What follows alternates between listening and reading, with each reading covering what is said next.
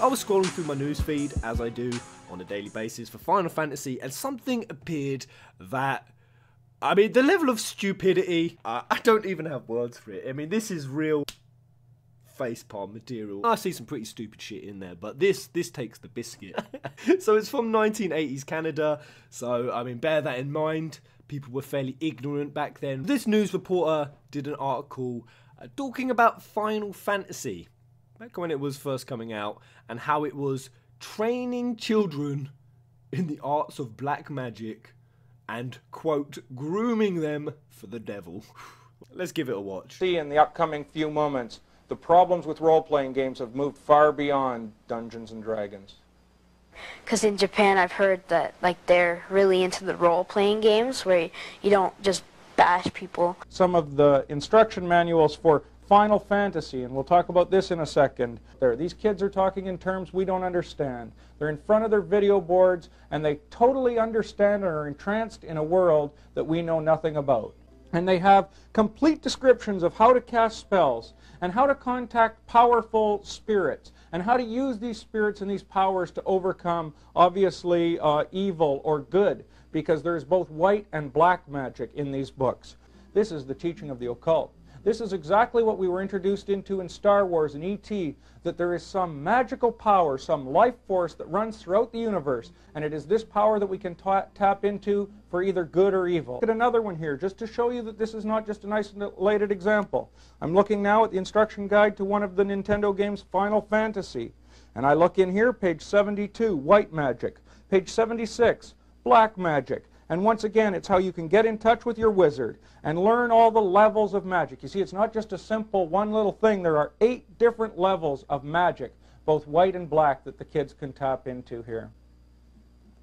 I think we've made the point of the incredible occultism that is contained in all these games. But the important point, and if we can leave you from this report with one bit of understanding, it is that all of these things reinforce each other. We go from the cartoons to the videos, to the rock and roll music, and now to these video games. And then we go to the educational classroom, and we see that these kids are getting a worldview, one after another, that is building on top of this. By the time they go to bed at night, they have had another gospel preached to them through these cartoons. And hopefully this report is helping to show you that that gospel is a consistent gospel. And this generation is being set up for a deception, the worshiping of the dragon. And you look at the fronts of these video games, and one after another, it's a dragon pictured or a serpent. And the kids are eating it up and being groomed for the day that lies ahead when the Antichrist is revealed to this world.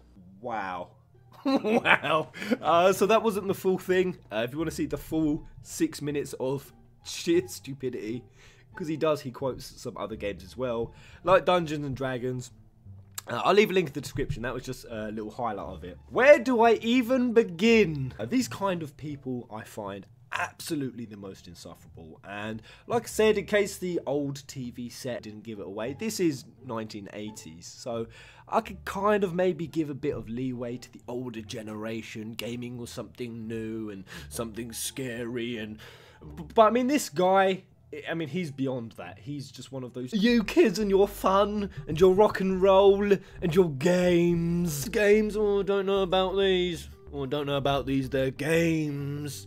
Talking about that, they're magic. And then he brought the religion into it. The religion. Oh, no, this is teaching the kids a whole new world view. They watch the TV, then they go to school and they learn things.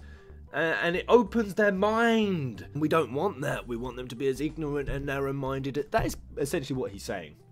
That's the context of what he's saying. They might actually look at some of the fabricated magical fairy tale stories that are in religion and might look at that and go, yeah, that's just as fake as my video games that I'm playing. And that's what's so hilarious about it, when he's there ranting about the occult. It's teaching the kids occult, it's teaching them black magic. I mean, he genuinely believes that people are playing that. I mean, I've never played a Final Fantasy game. I've been like, this makes me want to learn the dark arts. Worshipping them, they're taking it to that kind of level of... The kids are just sitting there playing the game. And no one's worshipping anything. That little book, he's going, oh, look, this is teaching them black magic.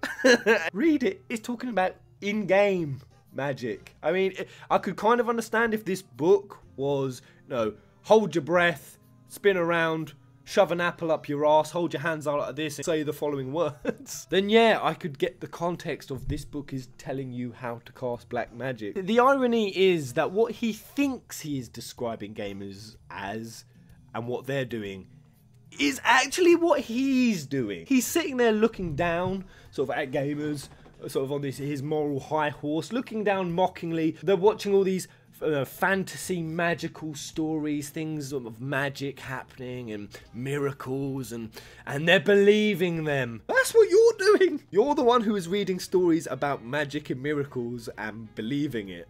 No gamer is. No, you even hear it. I'll just play one more clip. And how to use these spirits and these powers to overcome, obviously, evil or good. And it is this power that we can tap into for either good or evil. You mean like religion? You can either use it for good or bad. Some religious people are charitable, some will use it to go and commit mass genocide. It's just everything in his naive, ignorant, old man mind. I mean, that guy's even old beyond his years, Jesus Christ. What does he think is happening? The parent just looks over at little Timmy and he's just there with a little occult coin just spinning in his hand. Oh, Mum, I've learned this game that you bought me for, whatever the hell it was back there, 50p in the 80s, I don't know. This game you bought me for 50p has taught me the dark arts. How could people once be so stupid? And this is the thing, why I want to do this video, because I say that people once be so stupid, but the scary thing is, so much of that still lingers today. Look at this article here.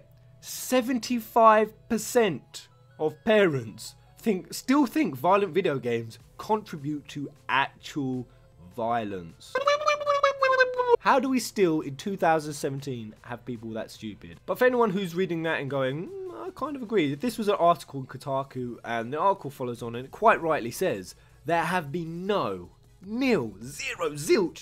scientific studies ever to connect video game violence to actual real world violence, sorry. This is what I love about parents, and I love about old people. Well, actually, by love, I mean hate. And I'll say this, I'm 24 now, technically I'm now an adult, but I still feel like I'm a kid, so.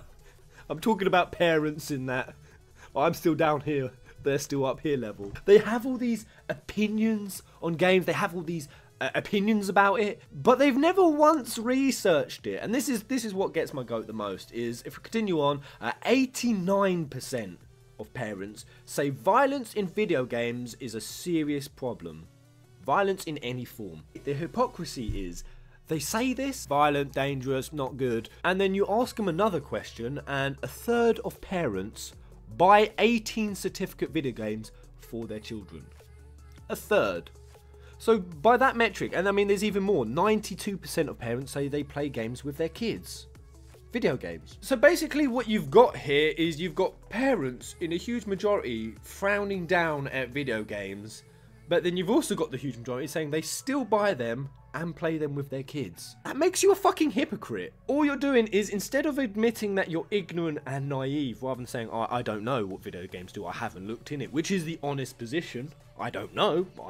Do video games correlate with violence? I don't know. But no, they don't do that. They say, yes, it does. Yep, I believe it does. I believe it does. But at the same time, I buy my children them. So all you've done is flipped it from being an ignorant and a naive person to an immoral person. Because you believe that games can lead to violence, but you're still buying it for your underage child anyway. Probable truth of it is you don't give a fuck, you don't think about it, and when you get asked in a survey, you just ignorantly spout the first thing that comes to your head. And that shit pisses me off. And it's always when things that people enjoy. No, I don't get it. I don't get video games. I don't like my television. I believe in the devil's on the other side. Oh god, I lost it when he started talking about Worship of the Dragon.